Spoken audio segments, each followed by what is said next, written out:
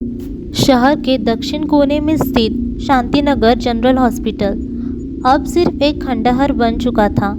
ये अस्पताल कभी इस इलाके का सबसे प्रतिष्ठित अस्पताल हुआ करता था। बीमार लोग यहाँ अपनी जान बचाने की आस लेकर आते थे, लेकिन आज ये इमारत वीरान खड़ी है, मानो अपने खौफनाक अतीत को चुपचाप बयां कर रही हो। 40 साल पहले इस अस्पताल में एक भयानक आग लगी थी, जिसने पूरे भवन को अपने आगोश में ले लिया। कहा जाता है कि उस हादसे में दर्जनों मरीज और अस्पताल का स्टाफ जिंदा जल गया था। आग कैसे लगी ये आज तक स्पष्ट नहीं हो पाया। कुछ इसे शॉर्ट सर्किट का नतीजा मानते हैं, तो कुछ इसे किसी की लापरवाही का परिणाम। लेकिन इस घटना के बाद अस्पताल को बंद कर दिया गया था। धीरे धीरे लोगों ने कहना शुरू कर दिया कि वहाँ अजीब घटनाएं होती है। रात के समय अस्पताल के अंदर से चीखे की आवाज़ आती है। जो लोग हिम्मत करके अंदर गए, उनमें से कई कभी वापस नहीं लौटे। आकाश एक युवा और साहसी पत्रकार, जो रहस्यमय घटनाओं पर रिपोर्टिंग करने का शौक रखता था। उसे शांतिनगर हॉस्पिटल की कहानी के बारे में सुनने को मिला। उसने तय किया कि वो इस अस्पताल में रहस्यों का पर्दाफाश करेगा। ये सिर्फ लोगों के दिमाग की उपज है। उसने अपनी टीम से कहा, अगर ऐसा है तो साबित करो। उसकी टीम ने चुनौती दी। आकाश ने तय किया कि वो अस्पताल में रात बिताएगा और सबके सामने सच लाएगा। आकाश रात के 11 बजे अस्पताल पहुंचा। सड़क सुनसान थी और हवा में एक अजीब सी ठंडक थी। अस्पताल की इमारत अंधेरे में खड़ी, जैसे किसी शिकारी की तरह घूर रही हो। मुख्य दरवाज़ा धूल और जाले से ढका हुआ था। जैसे ही उसने दरवाज़ा खोला, एक अजीब सी गंध ने उसका स्वागत किया। अंदर घुसते ही टॉर्च की रोशनी, टूटे फूटे फर्नीचर, बिखरे हुए कागज़ और जले हुए उपकरण पड़ी थी। पहली मंजिल पर उसे एक पुराना रिसेप्शन एरिया दिखाई दिया। वहाँ एक टूटी हुई घड़ी दीवार पर लटकी थी, जिसकी सुइयाँ 2:55 पर रुकी थी। ये वही समय था जब 40 साल पहले आग लगी थी। जैसे ही आकाश आगे बढ़ा, उसे हल्की फुसफुसाहट सुनाई दी। ये आवाज़ अस्पष्ट थी, लेकिन इतनी साफ थी कि उसे शक होने लगा कि वो अकेला नहीं है। उसने अपने कैमरे का माइक्रोफोन चालू किया और आवाज़ रिकॉर्ड करने की कोशिश की। दूसरी मंजिल पर एक नर्सिंग वार्ड था। यहाँ के बिस्तर बुरी तरह से जले हुए थे। एक बिस्तर, उसे ऐसा लगा कि कोई वहाँ बैठा हुआ है। उसने पास जाकर देखा, लेकिन वहाँ कुछ नहीं था।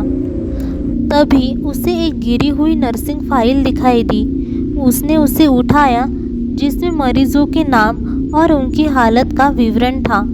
आखिरी पन्ने पर बड़े अक्षरों में लिखा था, सभी को छोड़ दिया गया। आकाश ने सोचा, क्या इसका मतलब है कि मरीजों को बचाने की कोशिश की नहीं गई?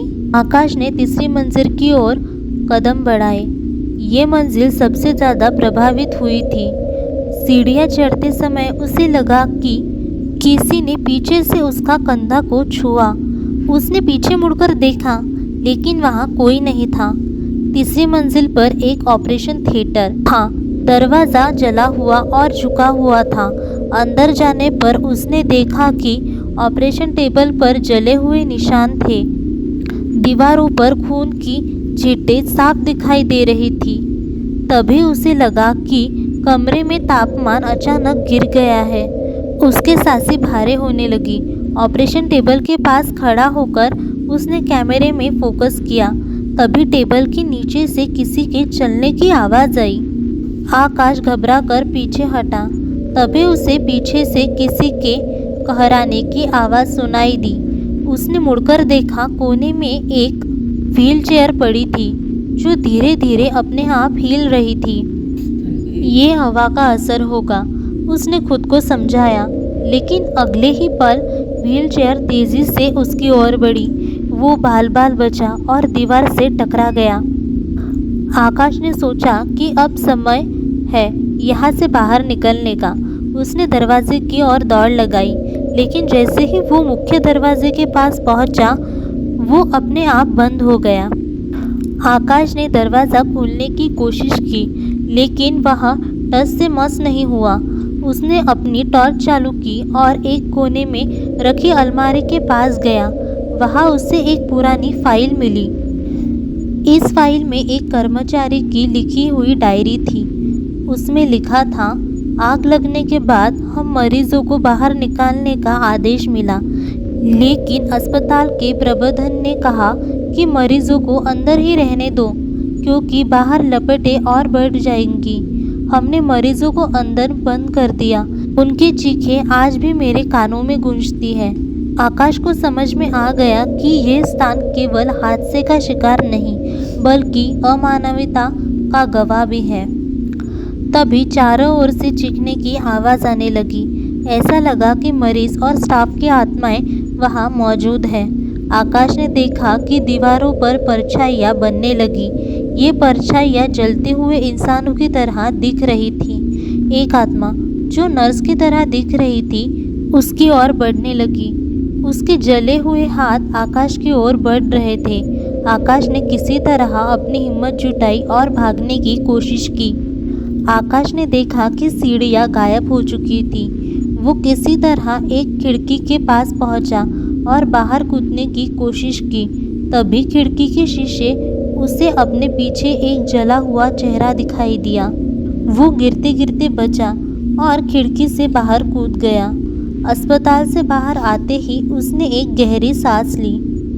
अगले दिन आकाश ने इस घटना की रिपोर्ट लिखी। शांति नगर जनरल हॉस्पिटल सिर्फ एक खंडहर नहीं, बल्कि पाप और पीड़ा का जीता जागता उदाहरण है। यहाँ जो कुछ भी हुआ वो इंसानी लालच और अमानवीयता का परिणाम है। इस जगह को भूलना नामुमकिन है। आकाश ने भले ही इस कहानी को दुनिया के सामने लाया, लेकिन वो खुद उस रात की घटना को कभी भुला नहीं सका।